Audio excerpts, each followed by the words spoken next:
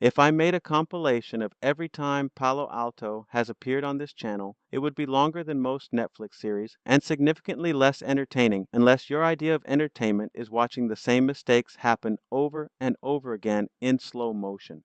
It's April 13th, 2026, and this is Threatcast. To understand why this one matters, you need to understand the pattern because Palo Alto doesn't just have vulnerabilities, they have a vulnerability tradition. Palo Alto Networks, the company you literally pay to protect your network, just gave attackers a way into your network, and the jokes write themselves. Now, I want to be fair. Software is hard, bugs happen, and no vendor has a perfect track record.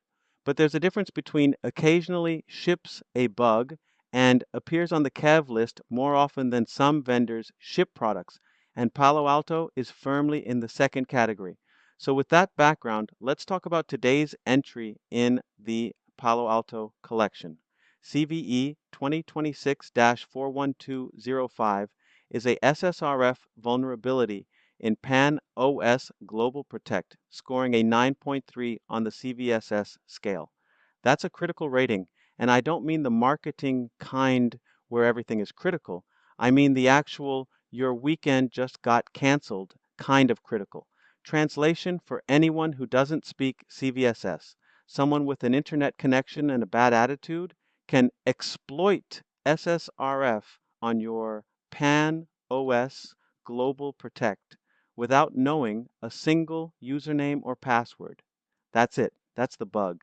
It's not on the KEV list yet, but given Palo Alto's track record and the low barrier to exploitation, I'd bet my coffee budget that changes within the next 2 weeks. And I take my coffee budget very seriously. And here's the bigger question that nobody in the industry wants to answer. At what point do we start holding vendors accountable for repeated security failures in products that are specifically marketed as security solutions? Because if your firewall vendor keeps shipping firewall vulnerabilities, that's not just a bug, that's a pattern, and patterns deserve scrutiny.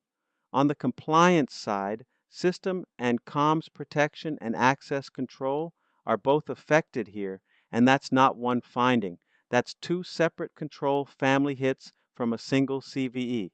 Your auditors are going to love this.